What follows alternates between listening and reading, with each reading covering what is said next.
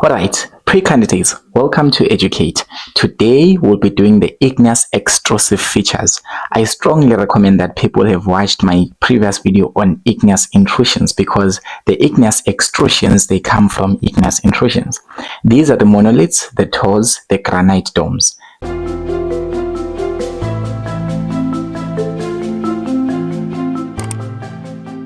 So now let's look at them. So we have got a monolith. So remember that batholiths are large intrusions. They are the largest and they are the deepest intrusions that form very deep underground.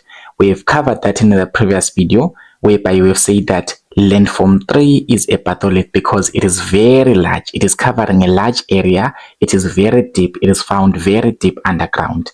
So now, what can possibly happen for this batholith to be exposed to the earth's surface? Is it even possible that the rocks that are found very deep underground can come up to the earth's surface? Yes, of course, it is possible. How so? So basically, remember that when we have got an igneous intrusion, such as a batholith, such as a laccolith, and all other landforms that are found below the earth's surface, above them we have got sedimentary rock layers known as strata.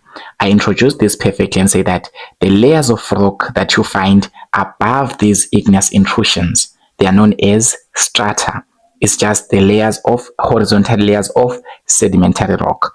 So basically, it is possible for all these layers of sedimentary rock that are found above our batholiths and our laccolith and whatnot, it is possible for them to be eroded away. Alright, it's possible for them to be what? To be eroded away, such that these batholiths will actually come to the top of the earth's surface and they will be to the ground, on top of the ground. So imagine that here we have got here a laccolith here. This is a laccolith, right? This is a laccolith. And then above the laccolith, we have got layers of sedimentary rock. These are the horizontal layers of sedimentary rock.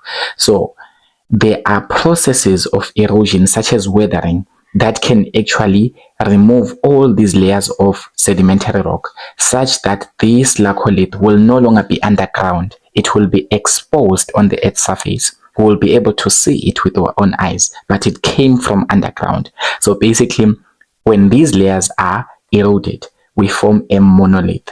So basically, what was a batholith underground, deep underground, it was a batholith, but because the layers of rock that were above the batholith, we are talking about these layers that are above the batholith, they've been eroded away through weathering and whatnot.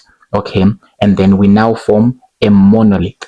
So the monolith, it is actually an exposed batholith. So the monolith is an exposed batholith because it was a batholith when it was still underground, when it had solidified to form a large, big intrusion. But now when it is exposed to the surface of the earth, that is when the sedimentary rock layers above it have been eroded away, it is now known as a monolith. And then the monolith, they are dome shaped. So they look like domes. They just look like they look like mushrooms. Okay, you can just say, but a dome shape, it is the best way to describe something that looks like this. So these are the monoliths. They're actually exposed batholiths. Now we can also look at the granite domes. We still consider the batholiths and the other igneous intrusions. Remember, we have a batholith here, we have a laccolith. So we can form things that are known as granite domes. These are granite domes. So this is a reality image. This is how granite domes look like in reality. And then this is a typical diagram that they would use to represent it. So it is dome shaped. You can see it's a granite dome. It is a dome shape. Look at this. It's a dome shape. It looks like a dome. It looks something like this. So what actually happens? How do we end up forming a granite dome? Because now we understand that monoliths are formed when batholiths are what. So first of all, we have got a batholith that forms under the ground, or the laccolith. So basically, the granite domes, they form from a batholith or they form from a laccolith. So remember that igneous intrusion number 1 here is a laccolith. Okay, and then igneous intrusion number 3 is a batholith. So what will actually happen? The batholith is made up of granite rock. You can mention that as well, that the batholith is made up of granite rock because these are granite domes. They might have some granite in them. So basically, you explain that batholith is made up of granite rocks. We covered that in the previous videos as well. So basically, erosion of the strata, it causes the batholiths to be exposed as well. So the erosion of the strata, remember the strata we are referring to these layers of sedimentary rock that are found, these layers that lie horizontally above that particular landform, above that lopholith or above that laccolith.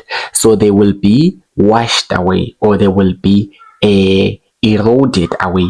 Okay, they'll be weathered away, they'll be eroded away.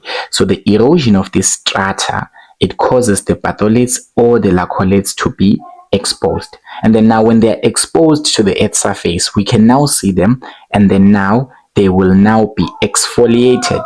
So granite domes have got a special type of erosion that is known as exfoliation. When we say that something is being exfoliated, it just means that its layers are being peeled off. So the layers are being peeled off, just like an onion, for example. You know that an onion, it is covered with a lot of things out there. So for you to cook the onion, you have to peel off. So it happens in the similar way. When a batholith is being exposed to the earth's surface, there is a special type of erosion that is known as exfoliation, whereby the layers of the rock are being peeled off.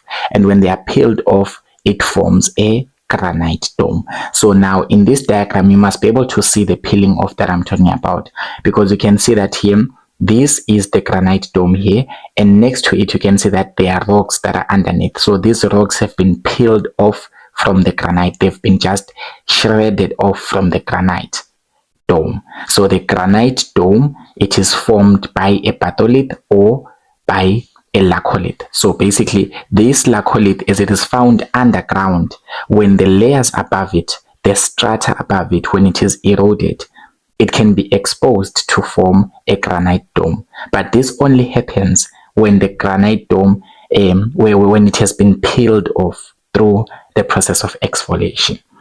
So this is how they look like. That's why you can see that they are very smooth. Granite domes, they look very smooth. It shows that they are being peeled off constantly. All right. So that's known as exfoliation. That type of weathering, that type of erosion is known as exfoliation.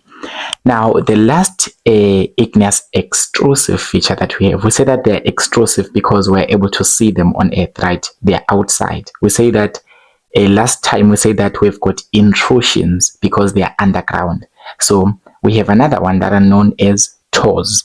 So the tores, basically the tores, they can also form from igneous intrusions. They look like this. So these are tores. So tores, you can see that they look like these are stones and they've been picked up by someone else. But no, this happens naturally. These are not stones that have been picked up by people, but these have resulted also from igneous intrusions. So let us assume that you have got layers of sedimentary rock. So we've got, these are layers of sedimentary rock. These are layers of sedimentary rock. These are horizontal layers of sedimentary rock, and these are found below us, right? Let's just assume this is the earth surface and here you are here. So let's assume we have got any igneous intrusion feature here. It can be a laccolith, a batholith, whatever that you want to call it, but let's just assume that we've got an igneous intrusive feature.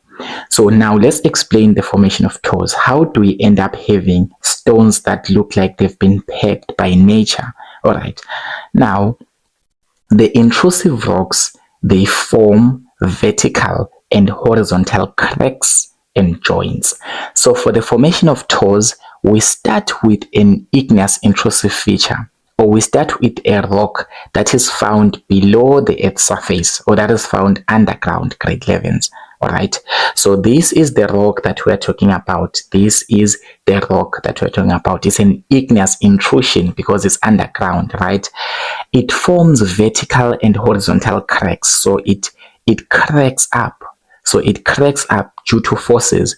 So it starts cracking and cracking and cracking and cracking horizontally, vertically, where I cannot draw perfectly, but you have the idea of something cracking up and cracking and cracking and cracking. So it forms, some of them are vertical cracks, some of them are horizontal cracks, but those igneous intrusive feature, it is forming cracks. So when it forms cracks, what will happen? So we can give 2 marks for saying that you say that it forms crack. So what will happen? Water will seep into the crack. So basically, you remember that underground we've got water, right? So as much as we have got these igneous intrusion that has got cracks, we have got water that is flowing underground. So the water that flows underground, it can enter through these cracks, because a crack, what a crack is, right? So the water can seep in, the water can enter into those cracks. It can just sink in and fill in the cracks between that rock. And then that is known as chemical weathering. So basically, when I'm talking about chemical weathering, we are talking about water that is seeping into the cracks of rocks underground. Okay, this is all happening underground for now. So now, when that happens, as more water enters the cracks, the joints will widen. Okay, basically the cracks will widen, because imagine that you have got something, this is a rock here, and then this rock has got cracks in it. Let's just assume it has got holes and cracks, horizontal and vertical joints like this. So as more water enters through the cracks, imagine this, as more water enters through the cracks, the joints will become bigger and bigger, because the water is weathering, the chemical weathering is happening. So the water is actually cutting through the rocks. So this is due to continuous chemical weathering.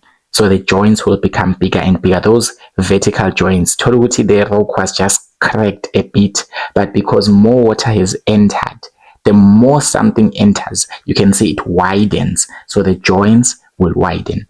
And when the joints widen, the rocks will become rounded stones. They won't be rocks anymore. They'll be just separated from each other, and they'll become rounded stones. So basically, as more chemical weathering occurs, that is, as more water seeps in, or as more water just flows inside these cracks and the cracks becomes bigger, these rocks will end up being separated, and they'll form stones that are rounded. So these are stones that are rounded. These stones that are rounded, they are forming from this rock that had cracks, right? So these are rounded stones. And this is all happening underground for now. And then now, since that this is all happening underground, right, it means that there are layers above, which are the layers of sedimentary rock. And of course, when these layers of sedimentary rock are eroded away, okay, when the overlying material, they can say that the overlying material or the layers of sedimentary rock that are found above these rounded stones, they will be eroded away, and this will be exposed to the earth surface. You can see now that they look piled up. So these are tores. These are tores. So basically, this explains how tores form. So all of these that I've mentioned, they are all igneous extrusive features. We say that they're extrusive features because they are found on the earth surface. They are exposed to the earth surface, but in actual sense, they all came from underground. The monolith came from a batholith, and it was exposed.